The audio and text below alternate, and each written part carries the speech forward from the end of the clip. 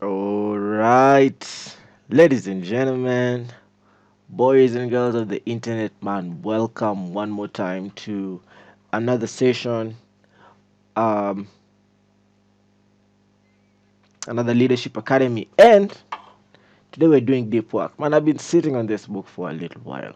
Like, I've been really wanting to do this review, and I just keep telling myself I'm gonna do it, I'm gonna do it, I'm gonna do it, I'm gonna do it. And so today we're diving into this book. This book was very influential to me in the last 2 years, and it's just something I really wanna talk about now.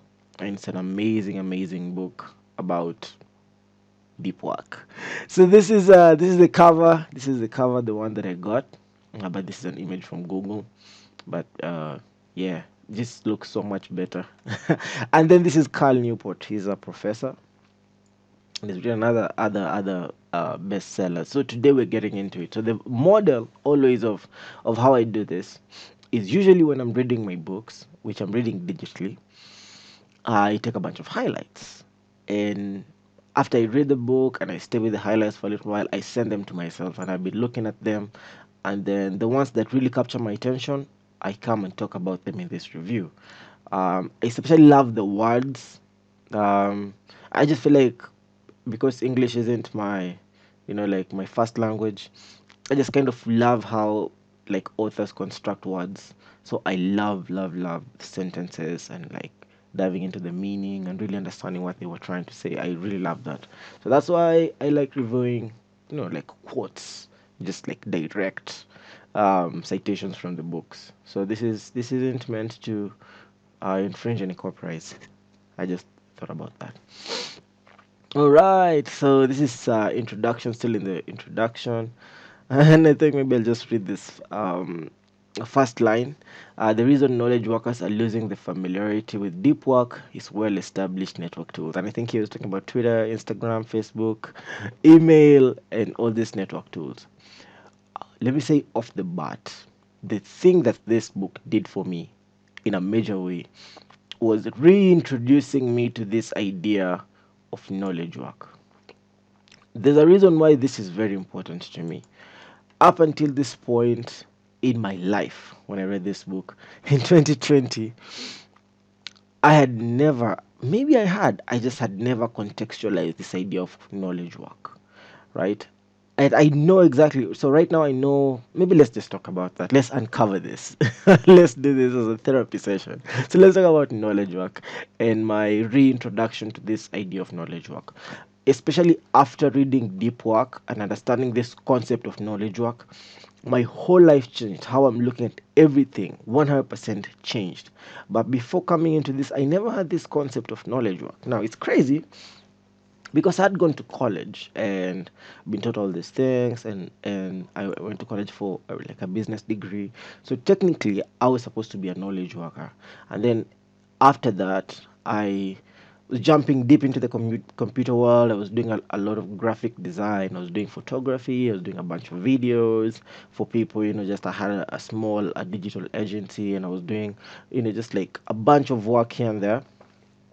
But still, I had never conceptualized myself as a knowledge worker. Not at all. Never even had this concept um, in my mind as a way people work. And I think I know why that is. Looking around my town, looking around my region, looking around where I live, most of the people do physical labor. Most of the people, I would say even 90% of people do manual labor. And most of the people who open businesses and shops that sell a physical product, there are not so many service workers. And real knowledge workers, you would find maybe doctors, nurses, teachers, already have certain type of structure that has been built that they just get absorbed in. So because of that context, I think I never had this concept of a knowledge worker. But now I really do, and my mind is really keen to this concept of a knowledge worker. So that was really powerful, and this is what this book did for me. And you're going to see this book trying to teach you how to be a sharper, better, knowledge worker in this digital age. So that's why this book is so profound, and that's why this book is really cool, especially for me. Okay, so here's chapter one. Deep work is valuable. So here he introduced deep work, and then he's saying deep work is valuable. Talent is not a commodity you can buy in bulk and combine to reach the needed levels. There's a premium to being the best.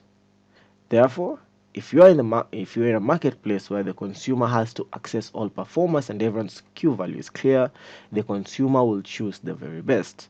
Even if the talent advantage of the best is small compared to the next rank down the skill ladder, the superstars still win the bulk of the market. And he is making a case for people who are really, really good at what they do are going to be like hired majority of the time.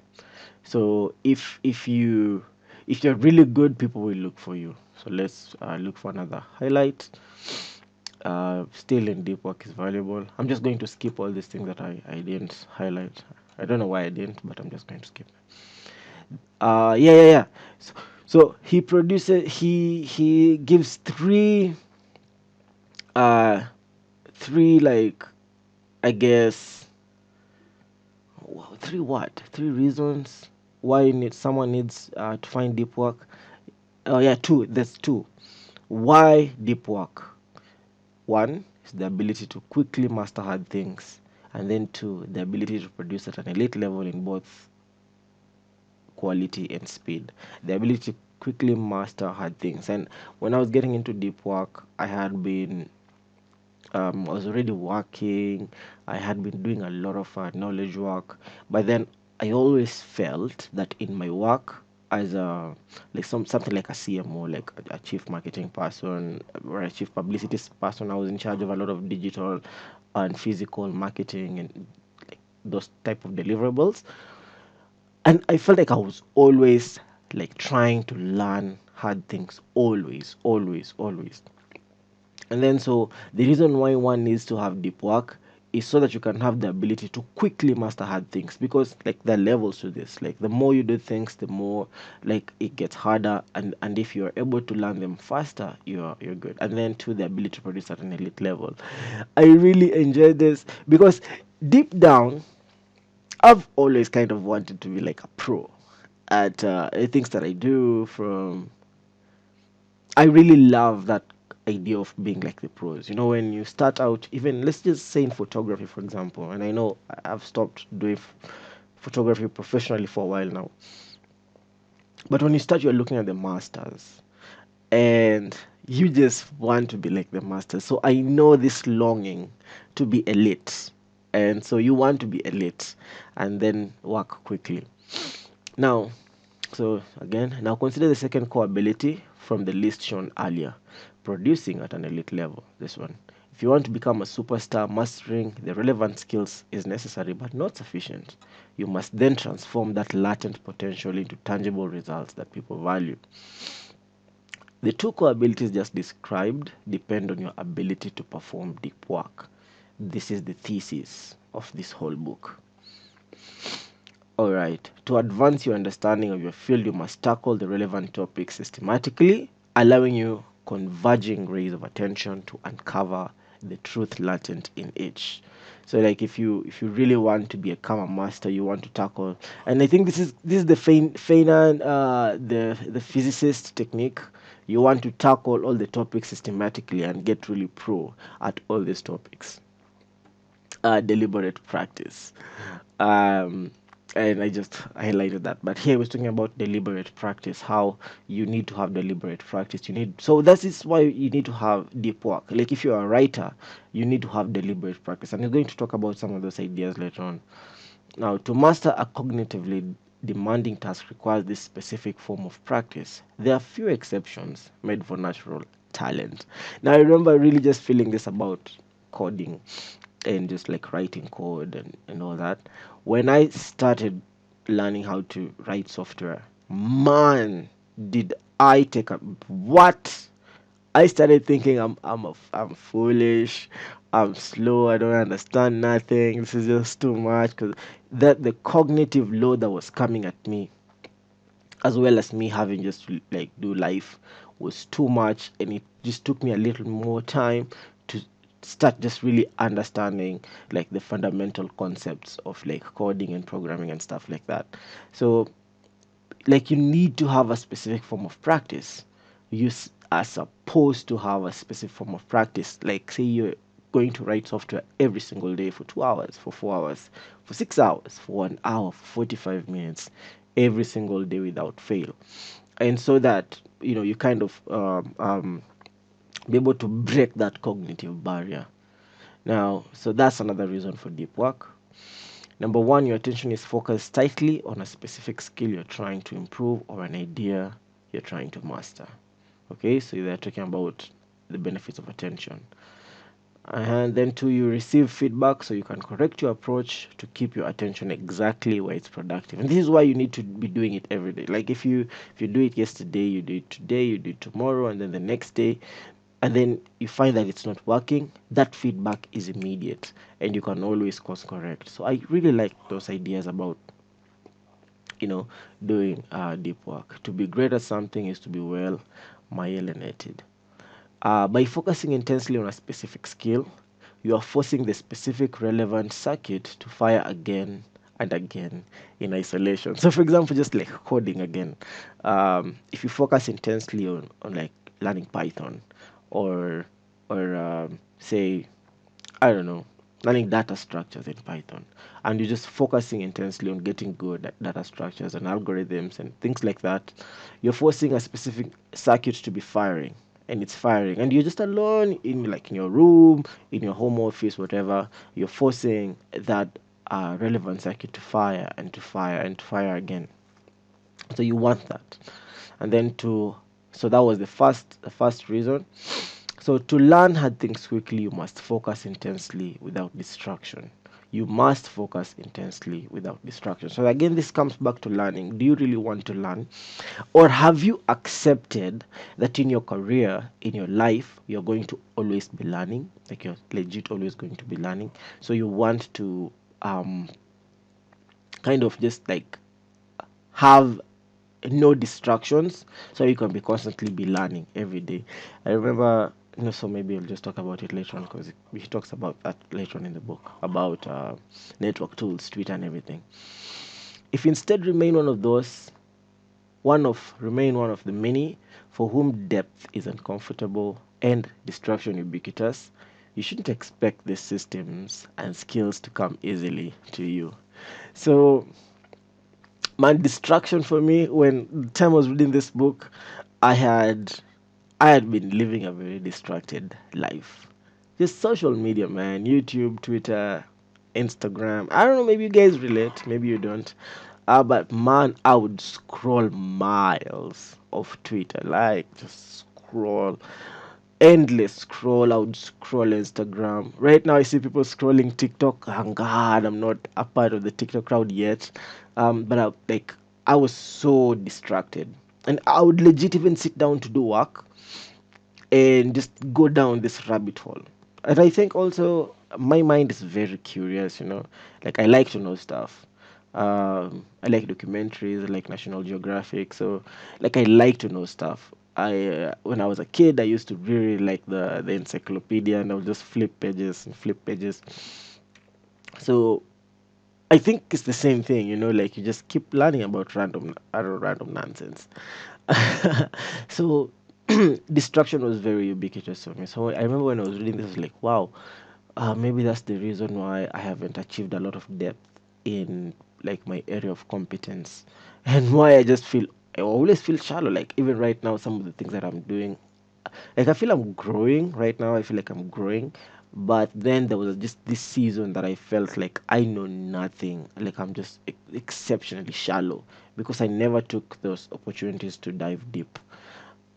And just coming to this book, this was like a therapy session of highlighting that for me. Like this is your problem, man, and for you to solve this, you need to for you to solve this distraction thing, some of the things you need to solve. So that was also another therapy for me about the pain points that I was going through personally in my work, and in my life. People experiencing attention residue after switching tasks are likely to demonstrate poor performance in the next task, And the more intense the residue, the worse the performance. It took me a while. So this, I'm reading this book in 2020, and this is 2022, like 2 years later, legit 2 years later, and it's taken me a while just like reflecting on the ideas in this book and testing them. This concept especially this concept of attention residue, I remember really just starting to think about that. What happened, especially during 2020, was COVID, and now we had to work from home. Now I had been kind of working from home, kind of not working from home, but this time I had to really just like fully work from home. Like, you're not gonna go nowhere for the next few, so we're going to be working from home. So here's the thing: if we are working from home, one of the things that I need to do is just to do my work. And already my work was very, very fragmented. Like I said, I had this personal thing that I'm trying to do, my photography. I was running an Instagram page, my Visuals by Crocs page, just, like my artwork, my creativity. And then I had my main work that I needed to do at the time. I was doing a lot of video editing, and I was doing a lot of that kind of stuff. And then I was also doing a lot of writing on the side for newsletters and things like that. What else was I doing?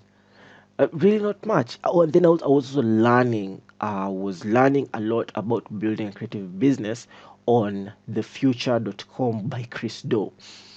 I had discovered Chris Do maybe a few years before, and he started giving us ideas of how we can change our creative businesses, especially people who were running creative businesses. And so I was such a huge fan, and I was going back into the videos I was watching, taking notes. So I was going also through this season of learning. So there's like an educational part going on. Now, that's context.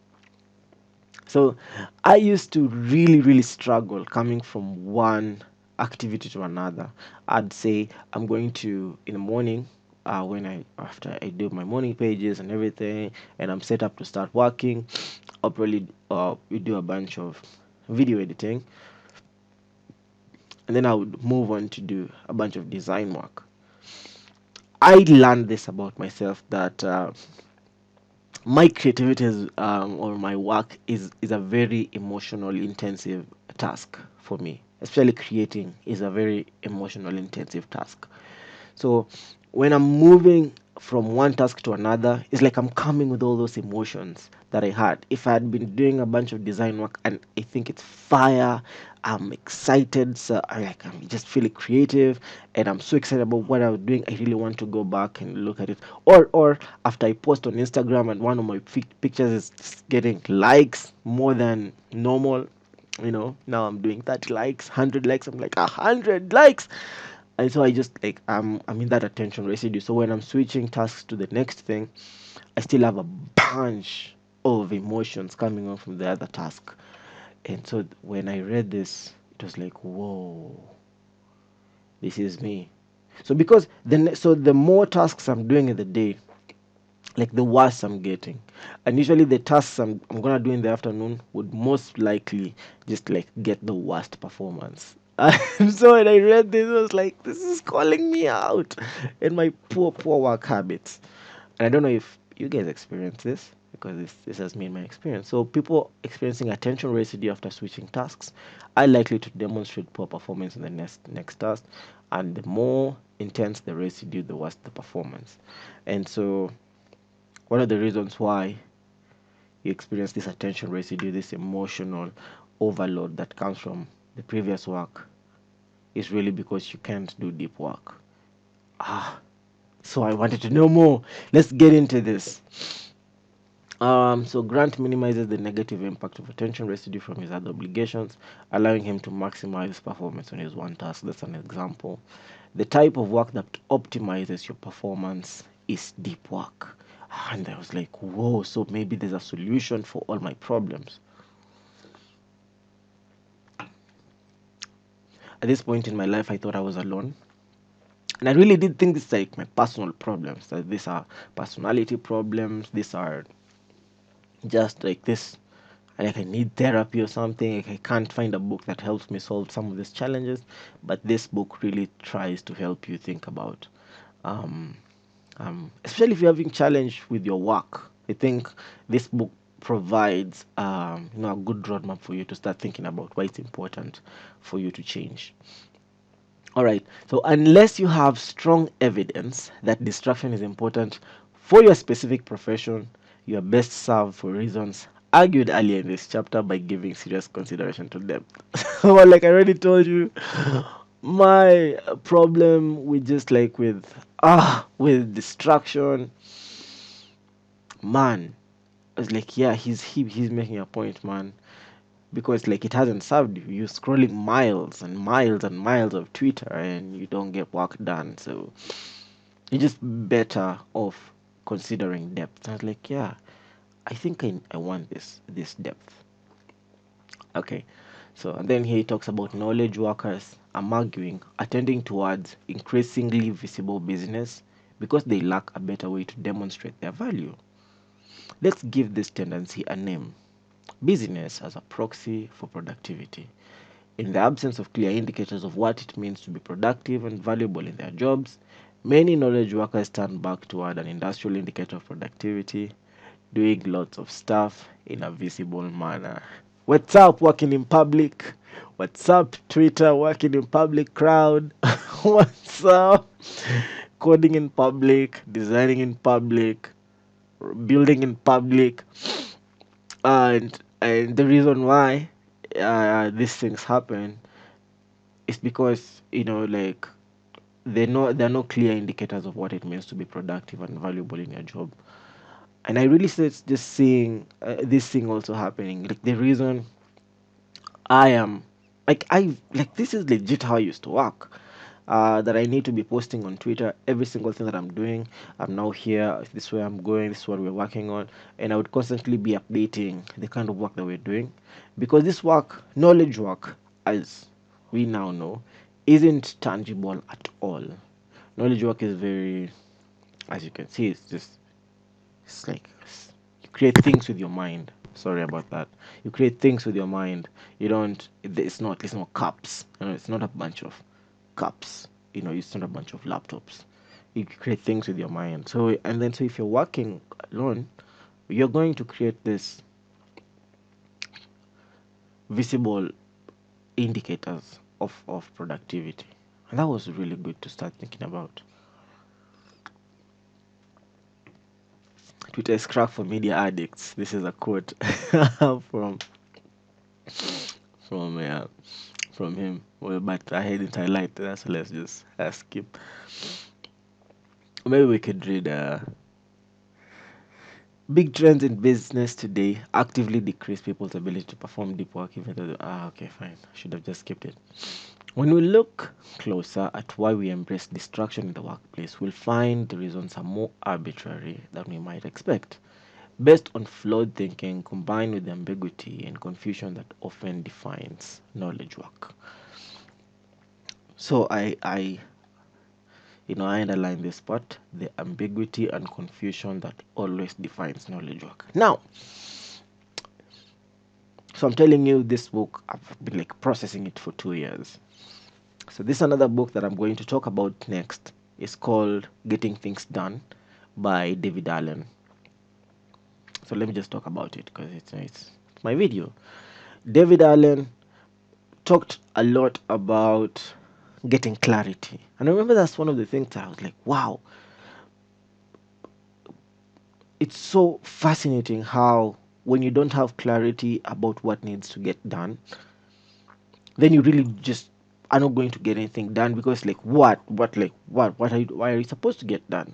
Because you haven't sat down, you haven't defined your work, you haven't defined your work outcomes, you haven't defined what you want to achieve with your work, um the kind of projects you're looking to take, the current kind of projects you're not looking to take, the kind of people you want to collaborate with, and things like that. So there's a lot of ambiguity that comes with knowledge work. When you say, I want to become a graphic designer, for example, and there's just so many other questions that come with it. Which tool are you going to be a master in? Is it Illustrator? Is it Photoshop? Is it Figma? Is it Sketch? Are you going to be a Canva designer? Because right now, like in 2022, you can be something like a Canva designer where you just design on the browser, and it's not like how people used to do it in Illustrator and Photoshop and all that. So have you defined your tools? Have you defined who you're going to do it for? Have you defined the kind of projects that you have? What are some of the goals of the project that you're having? When you have and find that most knowledge workers have a bunch of ideas, or at least I have a bunch of ideas of the things that you want to get. Do you want to create a product, um, like a digital product to sell on your website, or like a bunch of assets that you want to sell on your website, for example? Or are you trying to get a job with like one of the big companies, Google, Netflix, whatever? Or are you trying to get into like a certain industry like TV and film? And so, like, this kind of ambiguity just causes you to be distracted, like constantly distracted. You want to do every single thing. And I think when I read this, I was like, wow, man, knowledge work. So they're saying knowledge work, and they're saying the problem with knowledge work is this: it's ambiguous, and I'm confused. And I remember just really pondering about that, so I kept on reading. And so, as knowledge work makes more complex demands in the labor force, it becomes harder to measure the value of an individual's efforts. As knowledge work, and then so this is also when I started realizing that even the things that we did in uni were knowledge work.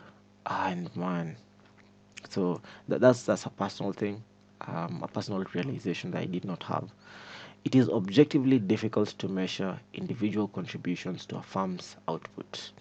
It is objectively difficult, and just because it's hard to measure metrics related to deep work doesn't automatically lead to the conclusion that businesses will dismiss it. Okay. All right, so let's move to the next one that I've highlighted: the principle of least resistance. In a business setting, without clear feedback on the impact of various behaviors to the bottom line, we will tend to add behaviors that are easiest in the moment. Look at that. That is so me, man. That is so me in so many ways. So, if you don't have clear feedback on the impact of your various behaviors, you'll just do what's easy in the moment, you know. So if you don't know, I mean, if you just don't have metrics, you'll fall back on the easy thing. Yeah, here it is. In the absence of metrics, most people will fall back on what's easiest. And so the next idea, if this then is true, then what are some of the metrics that one needs to have? What are some of the metrics that one needs to start measuring? And I started just thinking about this thing. So you could measure how many hours you work. You could measure the impact of your work. If you're a writer, you could measure how long you write. So maybe you write for 2 hours every day. How many words do you write? How many paragraphs? How much long do you need to edit that for you to become like a solid piece of essay? And how many, it's things like that. You need to have metrics. You need to have metrics. And so that I need to put in 2 hours for me to get this work done. And then for me moving from where I was before 2020, and COVID really helped me to start changing my whole life. A lot of my work was very, did not have no structure, man. I would sit in the morning and I would just ponder, what do I need to get done today? Because there's so many things I need to get done at the same time. Like I told you, my work is fragmented, and I'm already doing like a bunch of things.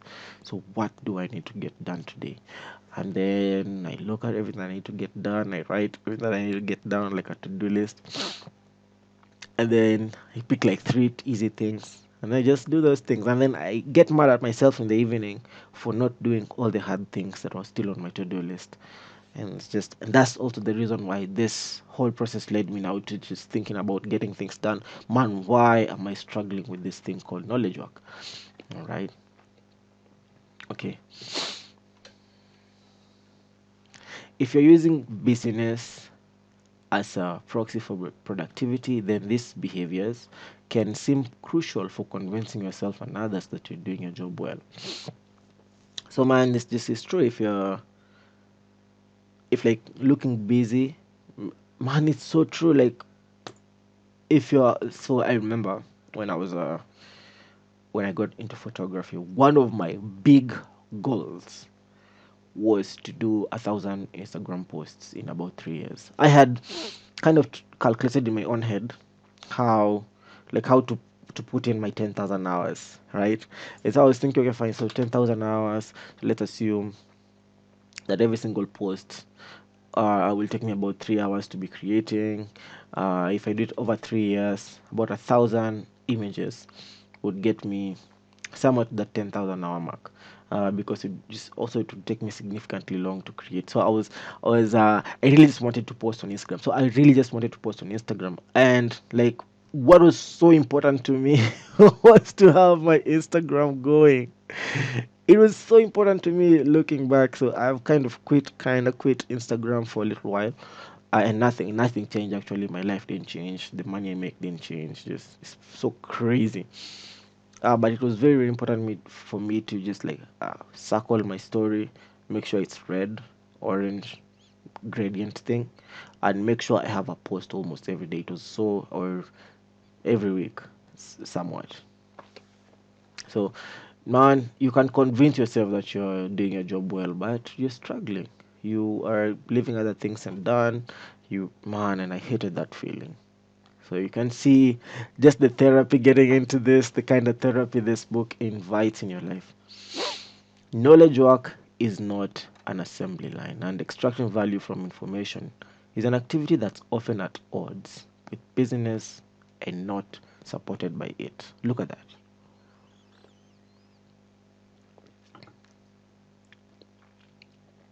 Like for me to extract value from these books, I need time to live it. I need time to think about it. I need time to write about it. I need time to experiment with these ideas for me to extract some value from this information, right? So, I mean, think about that, man.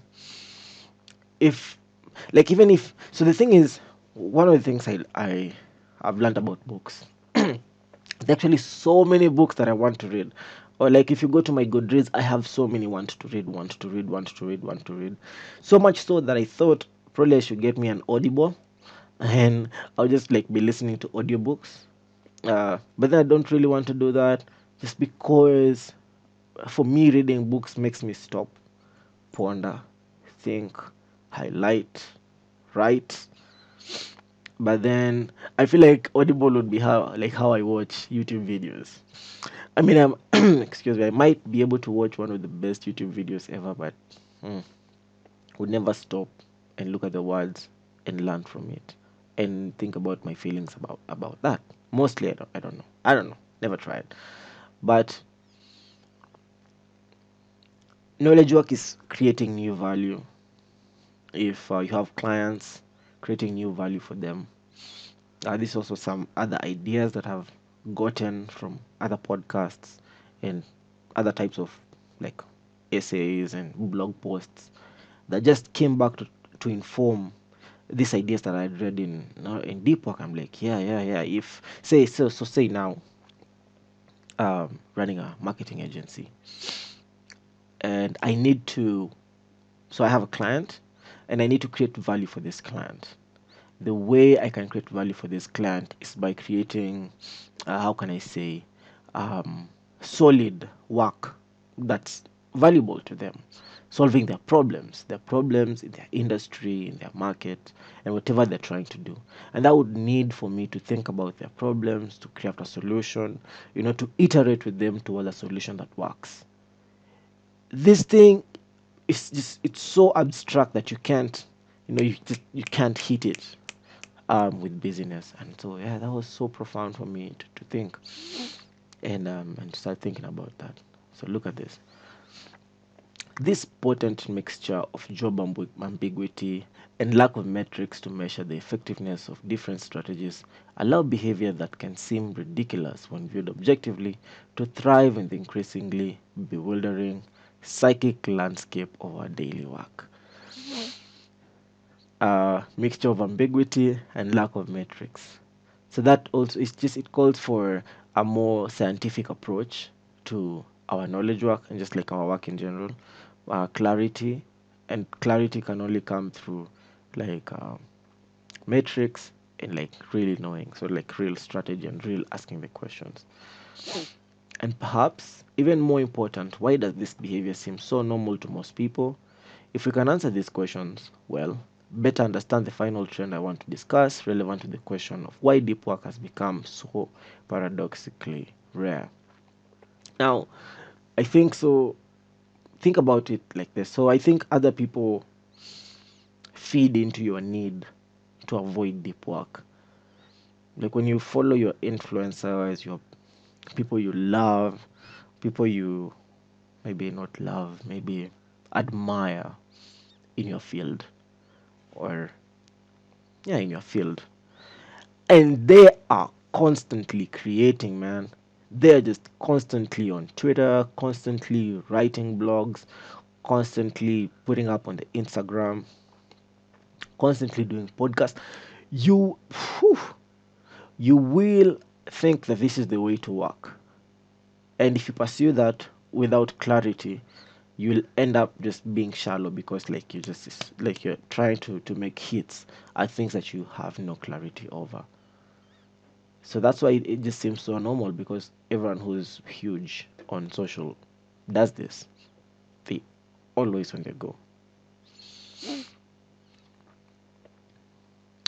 To embrace deep work in your own career and to direct it toward cultivating your skill is an effort that can transform a knowledge work job from a distracted, draining obligation into something satisfying, a portal to a world full of shining, wondrous things. I love this, man. It was beautiful. And it was beautiful to also. So he's a professor. And you know how, just because I was in the creative arts field, just the disdain of academia and people who do academia, like I would never become a professor, like what a boring job. But then like if you embrace this deep work and direct it toward cultivating your skills and effort that can transform knowledge work into from a distracted draining obligation to something satisfying.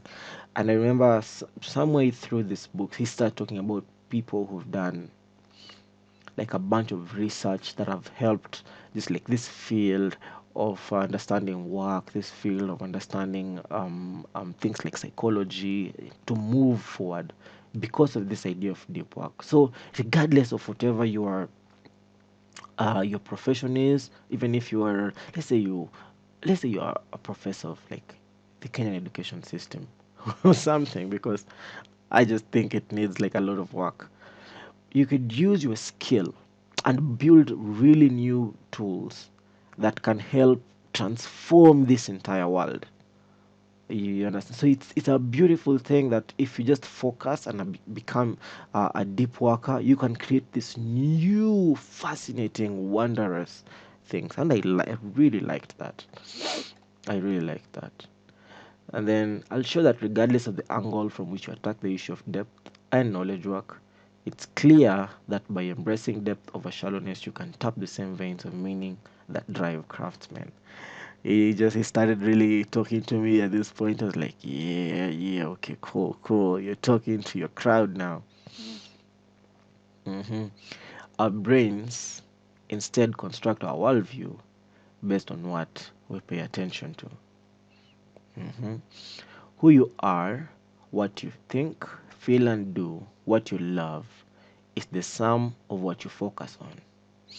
hmm Your world is the outcome of what you pay attention to. Amazing.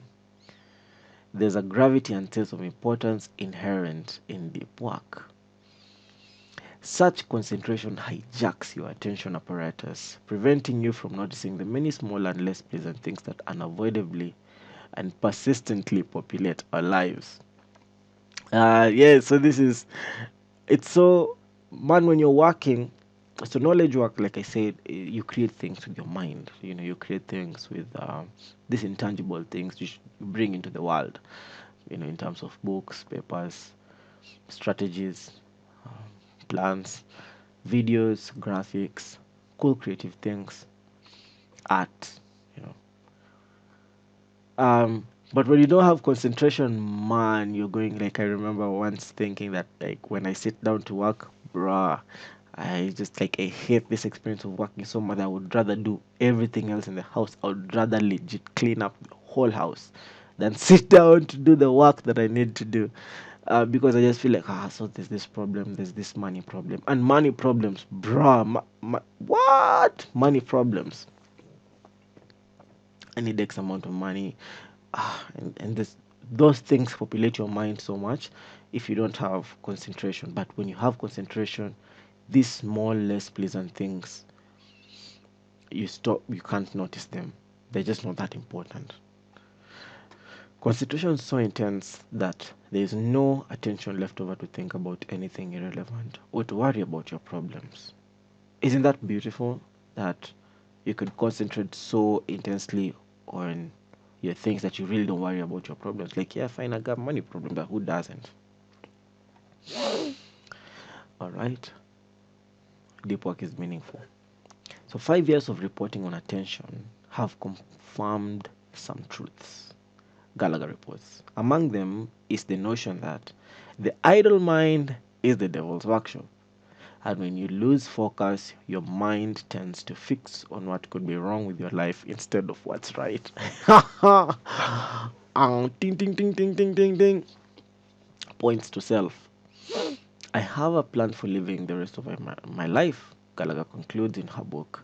I'll choose my target with care, then give them my rapt attention. In short, I'll live the focused life because it's the best kind there is. And we'd be wise to follow her lead. And this is one of the ideas from the artist's way. Julia Cameron talks about this idea of attention. And so also because I had that concept of attention, just because when, like, all through my career I'd been trying just like to get my life in order, and I always wondered why I'm so distracted and why I can't create.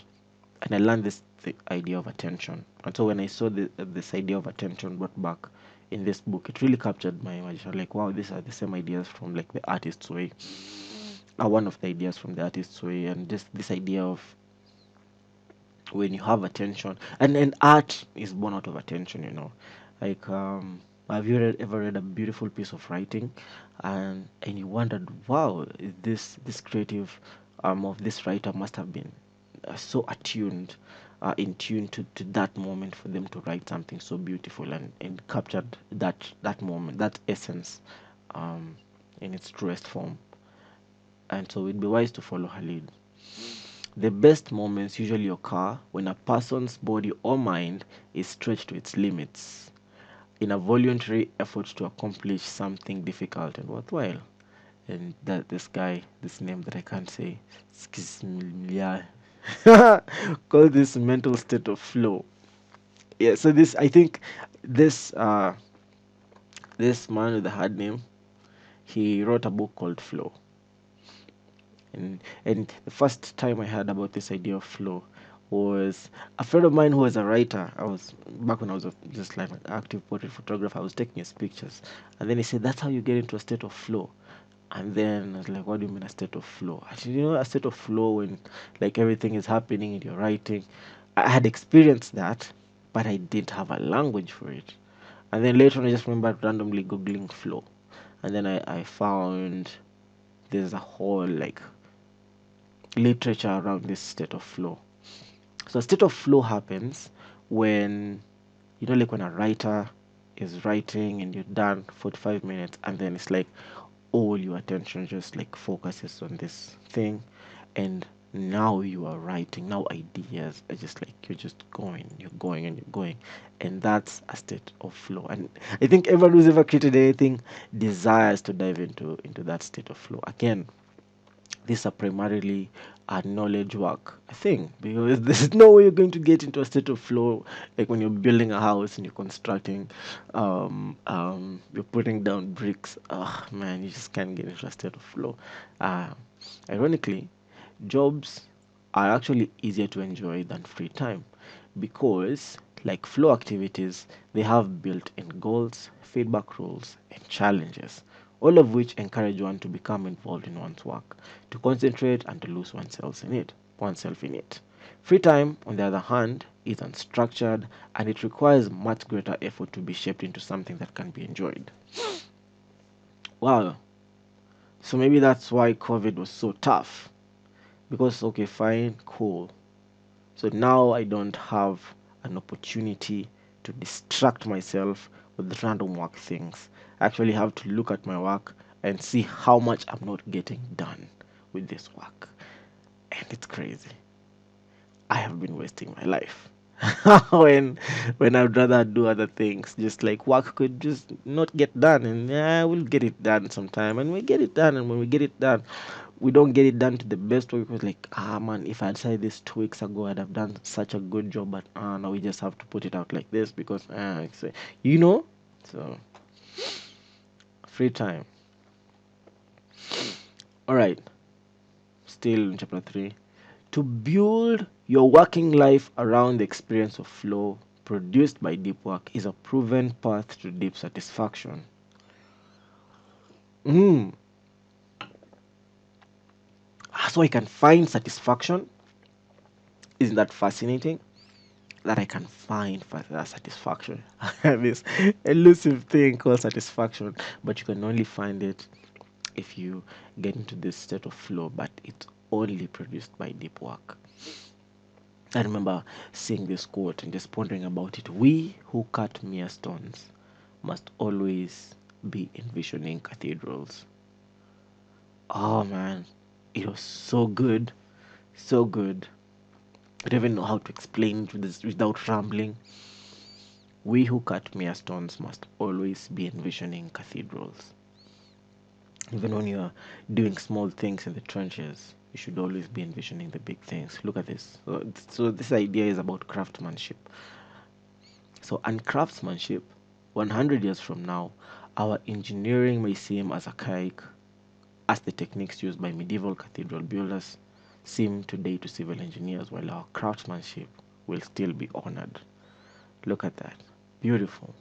Beautiful invitation to craftsmanship. If you've ever tried to seek being good at anything, like design, coding, architecture, if you've ever really just desired to be really good at it, even though 100 years from now, whatever you do will be just like archaic techniques, they might look at it with honor and say, wow, this was some real craftsman. Look at like Leonardo da Vinci and how he's honored for the kind of things that they invented, the kind of engineering that they did.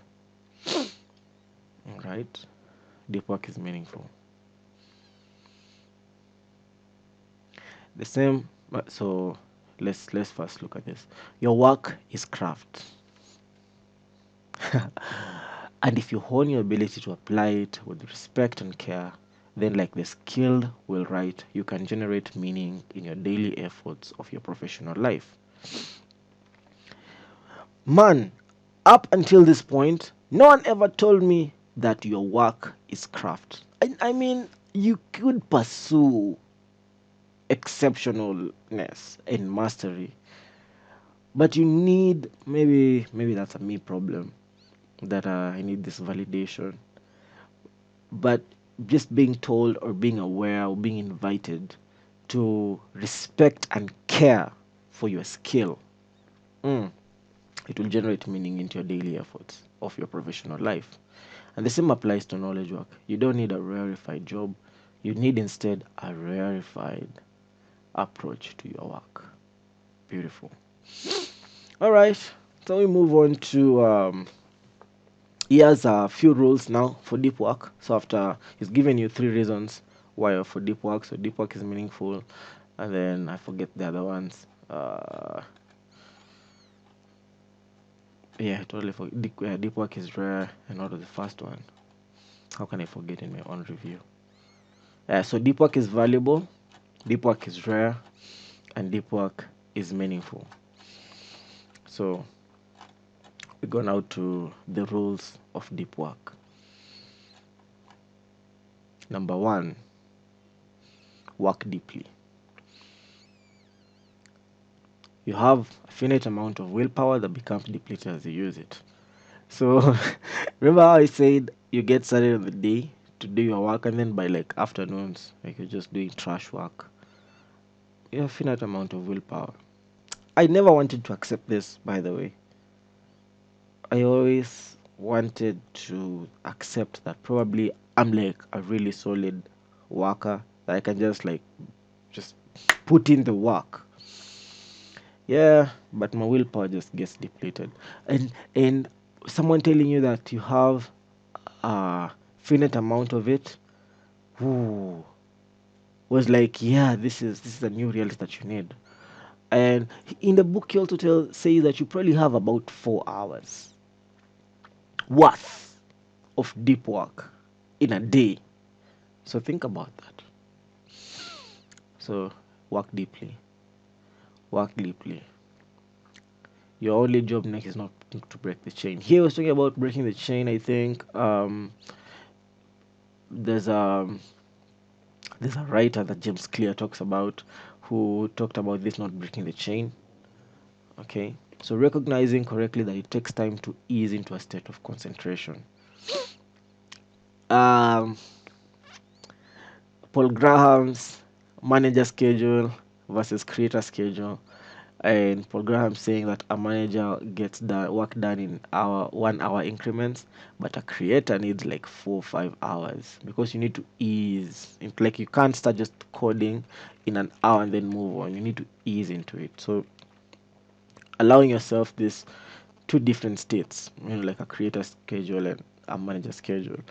And you're going to need to ease into a state of concentration. If you need to do study, you need to ease into studying. If you're going to need to do deep work, you need to ease into excuse me, into deep work. This is likely the biggest reason why the rhythmic philosophy is one of the most common among deep workers in standard office jobs. By the way, he has three philosophies. I think there was bimodal, rhythmic, something else that we'll find out in this book. The ability to rapidly switch your mind from shallow to deep mode doesn't come naturally. Surprise, surprise. An often overlooked observation about those who use their minds to create valuable things is that they are rarely haphazard in their work habits. Look at that. People who use their minds to create valuable things. It's another kind of validation or reminder that people actually use their minds to create valuable things. And if you like me, who has come from a culture or a place or a region where the majority of the work done isn't mental or knowledge work, it is possible to one not think of knowledge work as work or not to think of it as important. But then if you want to use your mind to create valuable things, you are rarely haphazard in your work habits. You have a certain work habit. This is when you go to work. This is what you get done when you go to work. So this is a challenge if you're haphazard. And me, I was haphazard, man, like a lot. So that's why I'm saying it's been 2 years of really working through a lot of these things. You know, rarely haphazard in your work habits. There's a popular notion that artists work from inspiration, that there is some strike or bolt or bubbling up of creative mojo from who knows where. But I hope my work makes clear that waiting for inspiration to strike is a terrible, terrible plan. In fact, perhaps the single best piece of advice I can offer to anyone trying to do creative work is to ignore inspiration. Great creative minds think like artists but work like accountants. And my mind at the time was to think like an artist and work like an artist. So I was flaky, and I see these problems. Oh man, just been a long time of just working through this. I see these problems even in some of the creatives that I used to hang out with a lot, and I've left them in that process. They're just still super flaky and super lazy. And like right now, I can relate to that idea. And so, great creative minds think like artists but work like accountants. It is the work. You have got to put in the work. Therapy. Your ritual needs rules and processes to keep your efforts structured. You need rules. You need a ritual. You need to structure. You need structure. Creative people don't got no structure. Man, think about that. Your ritual needs to ensure your brain gets the support it needs to keep operating at a high level of depth. Think about that. Think about that. Think about that. At the same time, this support needs to be systematized so that you don't waste mental energy figuring out what you need in the moment. So maybe you have a home office um, that you've set up your space. This also goes to like systematization and working the system and how you need to just like create rituals around it. This also goes to James Clear, Atomic Habits. I have read a series of books, maybe 3 books, and I'm going to review all of them. I think maybe consequently, consequentially, consecutively, bruh. It's so embarrassing. I'm going to review them consecutively. Um, there's Deepwork, and then there's Atomic Habits, and then there's Getting Things Done. Prior to this, I had read a bunch of other books that are just around this idea, but these 3 books really changed. In Atomic Habits, James Clear talks about how you need to like build a system that gets your work done, right? And you're better off building a system than having goals, right? And he says people don't rise to the level of their goals; they fall to the level of their systems. That's a James Clear quote. Amazing author. When I review his book, you're going to see how I have like 100, like 200 highlights in that book, just the beautiful words. So at the same time, this support needs to be systematized so that you don't waste mental energy figuring out what you need in the moment. So if you're supposed to write, you have your writing desk set up, you come in, you launch your writing app, Word, Notion, Google Docs, whatever, and you get going. To work deeply is a big deal, and should not be actively undertaken lightly. So these ideas are huge, man. These ideas are a big deal, and you shouldn't just like take them lightly. Man, it's so easy to take a lot of these things lightly. Or like, oh, I have deep work. I know about that concept. Or like, oh, getting healthy. Oh, I know about that concept. But you haven't really been about that. So think about that. Mm. This boost in importance reduces your mind's instinct to procrastinate and delivers an injection of motivation and energy. So when you make your work so important, it's so important, and you're not taking it lightly. You reduce your instinct to procrastinate. And again, like if you're, I feel like I have a new thesis. Again, this is a tangent, but this is my video, so I'll talk about it. My new thesis is that the reason creatives and creative professionals are so flaky and they procrastinate is because they've built a habit of working like that through whatever reason. Maybe just through just working they found their creativity and their bursts of inspiration in this really strange cacophony of like things. So they're likely to go pursuing like a bunch of things, boom, inspiration, bunch of things, boom, inspiration.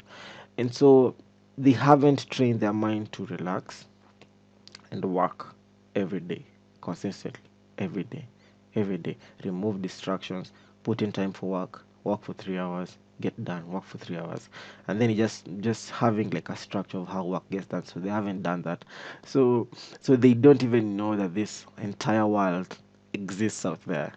So that's my thesis.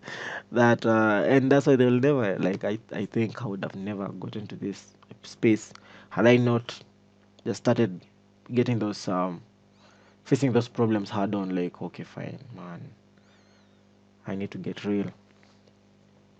Wow. Expose yourself to ideas and hubs and on a regular basis, but maintain a spoke in which to work deeply is what you encounter. So here there was that idea of like, like you want to be where, like, the community, like a watering hole, and you want to know like what's happening in the community watering hole on a regular basis. But then you need like to have your spoke going on when you're just constantly working. I thought that was profound, because now you don't need inspiration every day. You don't need to be like the head of the community. You don't need to be like the community chief, but you could jump into the communities for, yeah, every maybe every week, and just like suck it up in the community and then go back to working. And this isn't even how I used to work. Distraction remains a destroyer of depth.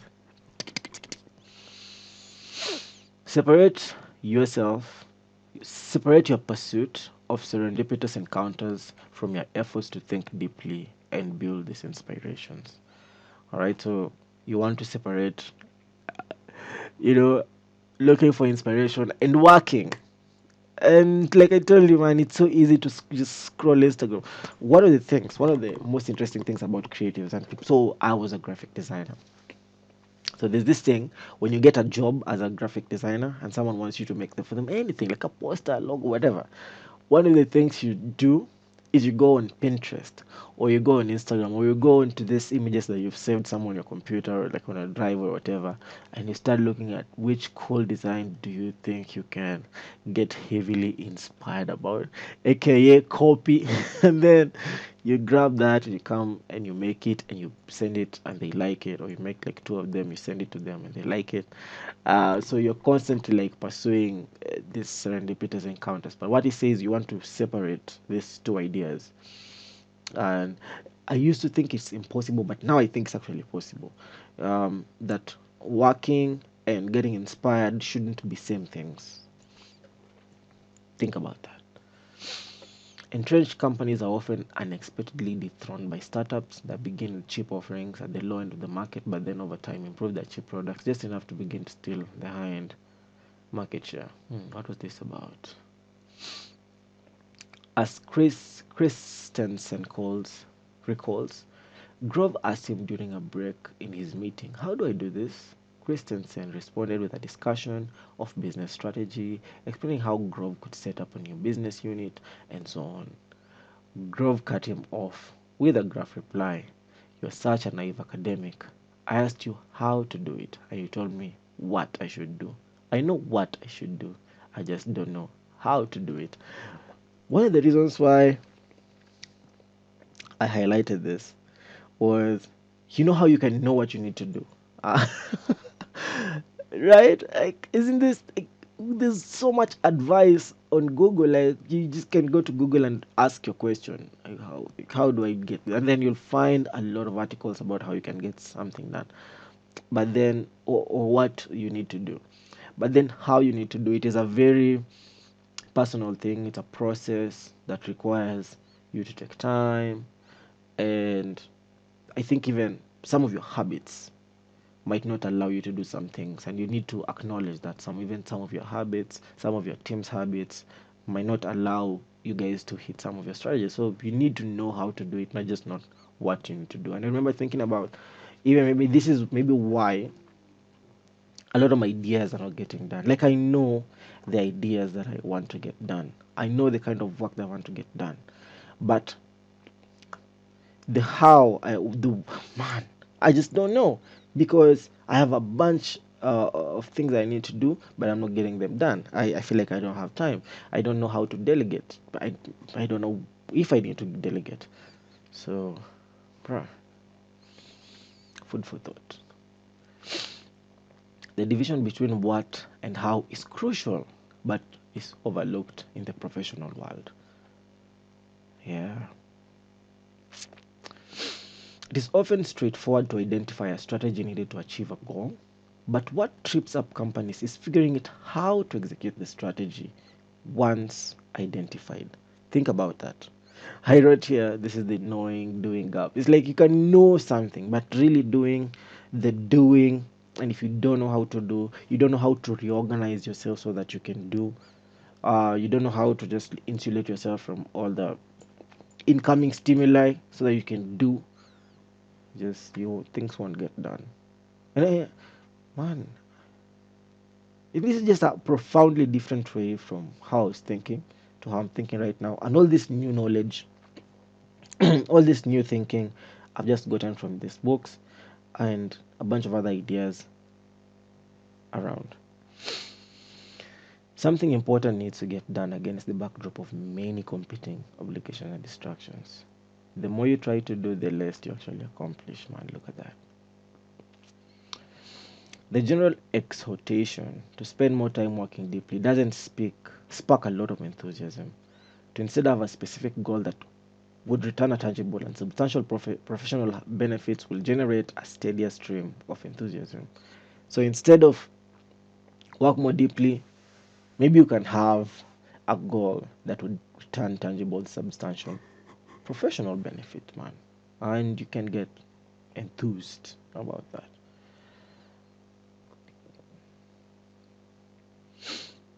Yeah, I have some thoughts. If you want to win the war for attention, don't try to say no to the trivial distractions you find in the information smorgasbord. Try to say yes to the subject that arouses a terrifying longing and let that terrifying longing crowd out everything else. All right. There's a Paul Graham essay about good procrastination. And then uh, there's so many conflicting ideas in this world of productivity, but it's all good thoughts. Once you identified a widely important goal, you need to measure your success. So they're coming back to metrics. In this new season of my life, I've gone now to metrics. I never had metrics for like 10 year, like a decade in my life, just winging it. And some of these books have taught me to look for metrics. Used to focus on lag measures such as papers published per year. These measures, however, lacked influence on my day to day behavior because there was nothing I could do in the short term that could immediately generate a noticeable change in this long term metric. When I shifted to tracking deep work hours, suddenly these measures became relevant to my day to day. Every extra hour of deep work was immediately reflected in my tally. So here I was talking about he started tallying, he started putting a bunch of metrics to how he was working. So instead of measuring the papers you publish in a year, you could measure how many hours you actually sat down to write or think or research. All those things that come around with that. People play differently when they're keeping score. Execution is more difficult than strategizing. Haha, I agree 100%. Yeah, man. ah, this is another reason why maybe um, I hate this idea of being a consultant, just giving people strategies because I know, man, strategies are easy. Execution, by injecting regular and substantial freedom from professional concerns into your day to day, providing you with the idleness paradoxically required to get deep work done. Now, so so this thing is so cool because I remember how I was talking about stimuli and the attention residue. The attention residue comes a lot when stimuli is coming into your head. So when you're moving into your next task, you are not bored enough to do the other work. And I noticed that about my life, and I've just noticed that in the last few months that I need to get really, really bored to get work done, and I need just to remove all that external stimuli. So when you provide yourself with idleness, you get work done. Look at that. And so then, how can you do this? He says at the end of the day, work day, shut down your consideration of work issues until the next morning. No after dinner email check, no mental replays of the conversations, no scheming about how you'll handle an upcoming challenge. Just shut down work thinking completely. This thing is so difficult. It's just so extremely difficult to do this. It requires a lot of discipline, a lot of training yourself to just shut down. But if you can learn how to shut down and how to task switch with ease, then you can move into the next. And this is something I'm still learning, especially when I went back to just a few days, maybe a week ago, to look at these notes. I was like, yeah, man, this is one of the things I need to do, to talk about, because it's something I'm actually going through right now. I'm learning to task switch, and I have these big blocks of things that I'm doing, and then I just hang, and then I just get bored, and then get done with other work. It's very interesting.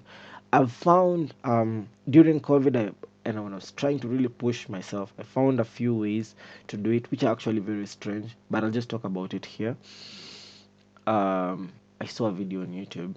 Someone say how how did he say it? How to pattern interrupt. Here, the video is about pattern interruption, and he was talking, if you're having a pattern, you need to interrupt your pattern. You could inflict pain. If you have a rubber band, you could smack that rubber band in your hand. That pain just like interrupt your pattern. I found you could go on a run, and then just run kind of really really beats you down, and after the run, you just can't think about those things, and then you can get work done. You can get a cold shower, and that cold shower just like interrupts that emotion, and you can jump into a new task. You can do like a bunch of push-ups and like burpees and stuff like that, and just like that intense workout for 20 minutes just smacks you out of that mental state completely. Then you can jump into a new state, or you can take a nap, and then it just it just shifts you out of that space. And I found that a strange way to get bored, but it's obviously not practical, because you probably need to be working from home or something, or just working alone for like those ideas to work. But if you're working with people, if you have a bunch of teammates or employees, or you just, yeah, it's not always possible, but it's good ideas to consider. For decisions that involve large amounts of information and multiple vague and perhaps even conflicting constraints, your unconscious mind is well suited to tackle the issue. Here, he was talking about how you can reflect on things and just let your unconscious mind tackle. Like how after reading this book, my unconscious mind started bringing up my issues based on the ideas that I had now learned from this book. I was like, yeah, so the reason you're doing this is because of this. And Mr. Newport talks about this in Deepwork. Shutdown rituals can become annoying as they add an extra 10 or 15 minutes to the end of the workday, and sometimes even more, but they're necessary for reaping the rewards of a systematic something. So this is something I haven't actually been able to do yet, even when I'm reviewing this book, but I hope to get better. I can't shut down. I have a very good startup ritual, and I know my startup ritual, but I have never been able to do a shutdown ritual yet. But maybe it's a work in progress. When you work hard, and when you're done, when you work hard. When you're done, be done. This is a Jim Rohn quote, or a Jim Rohn reference. He says, "When you work, and when you play." And I just realized how that is so hard. Like, man, when you're at work, you're thinking about play, you're thinking about family, and then when you're with family, you're thinking about work, you're thinking about project. But when you work, when you play. Something I'm really trying to really learn in this world of work. So don't take breaks from distraction, instead take breaks from focus. Look at that. So focus, break. Don't distraction, no, work. Then distraction. No, but it's break, distraction. So think about that. Very good way to just reframe the kind of mind that you need to have to really work. Okay. So the ability to concentrate intensely is a skill that must be trained, and I think that's even some of the process that I'm really learning like now. Look at this. So imagine if you lived all your life never being able to focus intensely. Yeah. So I think this is another reason why I think creatives have a huge problem because they've never really learned this skill. You know, getting the most out of your deep work habit requires training. So motivate yourself by setting a countdown time on your phone and propping it up when you can't avoid seeing it as you work. So this is Pomodoro. So here we're talking about training yourself to work. And this is rule number 2, embrace boredom. And you're going to see boredom as one of the most important tools to getting work done. I think our fascination with being on a constant go is a very juvenile thing. It's very teenagey, it's very high schooly.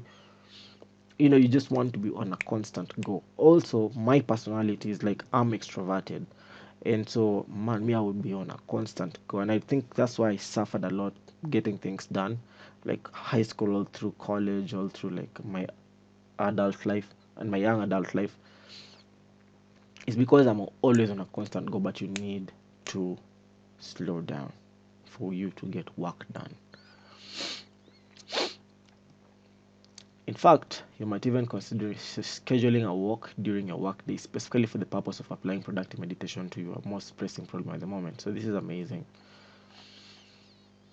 You'll soon realize that network tools are and then rule number 3. This is rule number 3. So after rule number 2, embrace boredom, then rule number 3, quit social media.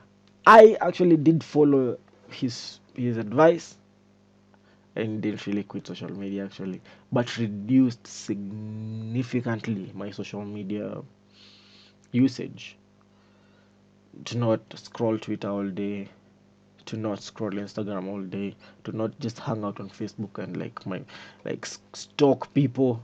I think that's what Facebook is for. You'll soon realize that network tools are not exceptional. They are tools, no different from a blacksmith's hammer or an artist's brush, used by skilled laborers to do their jobs better and occasionally to enhance their leisure. I propose that if you're a knowledge worker, especially one interested in cultivating deep work habit, you should treat your tool selection with the same level of care as other skilled workers such as farmers. Oh man, so all these tools are available to you: email, computers, not okay, computers is very general, email, note taking, Word documents. All these tools are available to you: Facebook, Twitter, LinkedIn, Medium.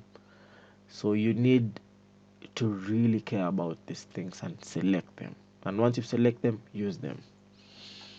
It simply asks that you give any particular network tool the same type of measured, nuanced accounting that tools, in other trades have been subjected to throughout the history of skilled labor. It's easy to begin to believe that your activities on these services are important. Look at my comment. Something that hits you when you quit is that nobody actually cares. So think about that. But it's important to discuss because this quest for self-importance plays an important role in convincing people to continue to thoughtlessly fragment their time and attention. This quest for self-importance. Whew.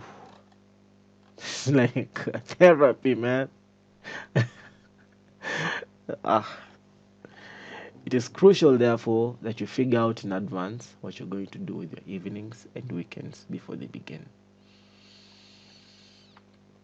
A set program of reading a la Barnett, where you spend regular time each night making progress on a series of deliberately chosen books, is also a good option, as is, of course, exercise or enjoyment of good company. Schedule. So this is rule number 4 now, man. After we've done with quit social media, I said that on the contrary, it will assuredly increase the value of your business. And then rule number 4, drain the shallows. Potential required dozens of hours of implemented effort. How can we afford to put our business on hold for a month to mess around with new ideas? Fried asked rhetorically. How could we afford not to? Hear, I think, quotes Jason Fried from 37 Signals. Also, who I really look up to, like this guy is really, really solid company, man. They're still alive. So, schedule every minute of your day. The value of deep work vastly outweighs the value of shallow. Deep work is exhausting because it pushes you towards the limit of your abilities. Look at that. When you're done scheduling your day, every minute should be a part of a block. You have, in effect, given every minute of your work day a job. Now, as you go through your day, use this schedule to guide you. I started using this, so I've started just recently in the past maybe 2-3 months, actively using a calendar after trying and failing for almost 2 years. And I think something happened and I kind of got it. So this idea of scheduling your day and in types of blocks and then putting work into those blocks, it makes more sense than for me right now actually. And I think that's a hack. Having a calendar and then putting things wherever you are makes more sense than it's like having a bunch of list of things that you need to do but they don't actually get done. Decide in advance what you're going to do with every minute of your work day. Something I'm still working on, but I love this. You must overcome this distrust of structure if you want to approach your true potential as someone who creates things that matter. This distrust of structure, man, this is so fundamental. Even when I talk to other entrepreneurs and other friends of mine, I ask them, hey, how do you handle your day? And they're just like, man, I can't work out of a calendar. I can't work out of a to-do list. Why? Why? And then here Carl Newport talks about it. It's called a distrust of structure. This is a very internal thing that one needs to overcome if you just really want to access this potential that you have. As argued earlier, tasks that leverage your expertise tend to be deep tasks, and they can therefore provide a double benefit. They return more value per time spent, and they stretch your abilities, leading to improvement. So when you spend time doing deep work, you get more value, but you also become better. This, oh man, these ideas are so good for me, and the next season of my life, just so good. As it tells you that this isn't a job that supports deep work, and a job that doesn't support deep work is not a job that can help you succeed in the current information economy. Commitment to ruthlessly capping the shallow while protecting the deep effort, that is original research that ultimately determined her professional fate. Turning down obligation, I also resist the urge to offer consolation prize that ends up devouring almost as much of my schedule. So you turn down obligations, man. When people hit you up with projects, you're like, no, no, no, no. I started doing this after reading this book. I was a major people pleaser up until maybe 4 years ago. I just started lying to be savage and just saying no, can't do it. I really want to like not be selfish, but I also realize how much that affects me. If you're still not sure, however, about the idea that artificial limits on your workday can make you more successful, I urge you once again to turn your attention to the career of a fixed schedule advocate, Radhika Nagpal. And I think they talk about this person. The ability to concentrate is a skill that gets valuable things done. And then deep work is way more powerful than most people understand. And really, this is the book that changed my whole life. my whole life until this point, man, to work deeply, and the desire to work deeply, and the desire to unlock this latent potential that is in me. And you see, it doesn't even matter who you are. You could be a doctor, a writer, a creative, even a pastor. And even I say this in pastors. My father was a pastor, is still a pastor. And I've seen just how it takes considerable effort to study and to create notes and to just like find things that is going to preach about. And it's a fascinating process to work, and you cannot unlock that if you don't work deeply. You can't write books, you can't run successful businesses. You just can't if you don't work deeply. Therefore, people need to work deeply, and it's more powerful than most people understand. Beautiful invitation to work deeply, beautiful invitation to understand the power of knowledge work and what you can actually get from knowledge work. And I recommend this book to everyone. So thank you for coming into my Leadership Academy today, man.